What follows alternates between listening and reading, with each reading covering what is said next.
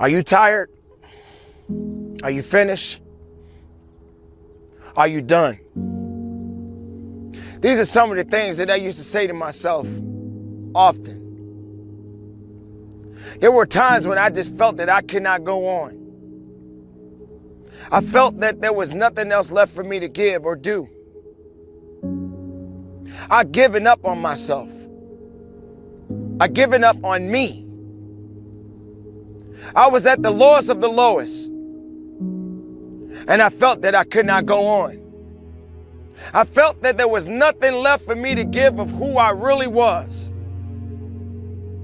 Because when I got to a point when I felt so weak, I felt there was nothing else left for me to give. But then something happened. Something woke me up. Something made me realize that I had work to do.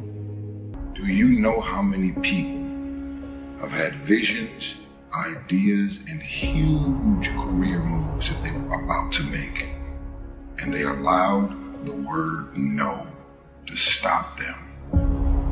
When you make the decision to do what you want to do with your life, just know this: because the family and the friends in your life do not share your vision, in most cases, they will be the first person to try and talk you out of what you want to do with your life. But know this: only those that can see the invisible can do the impossible. You have to be relentless. You have to never let off the gas, never stop, never quit. Never allow anyone to talk you out of the dream, the vision, and ideas. And understand that for every level, there's another devil. It is the devil's job to create challenges, issues, and conflicts, insecurities, fear, because he wants to put you to a test. But I can tell you now, I piss the devil off every day because I just don't stop. And the devil is so mad. This freaking guy, doesn't matter if he gets sick, it doesn't matter what happens to his money or his finances, every time he gets out of his bed and he's on a mission to get it done. And as you begin to look at your life, decide that you're going to start working on that dream.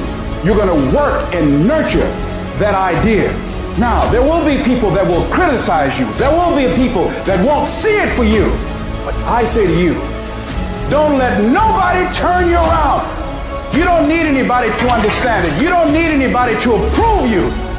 You don't need anybody to say, go ahead on and do it. If you get that, that's fantastic. If you get that encouragement, that's great. But I say stand up within yourself boldly and say, this is my life. I'm controlling my destiny.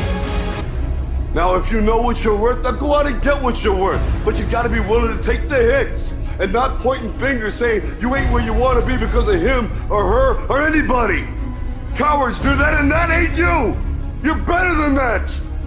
You need to hear this loud and clear. You need to get this in your spirit, because I don't know what you're walking through, but some of you right now, you are in a tough season. An event has happened and something's happened, and maybe you have failed. But I want to remind you that failure is not final, it's formative.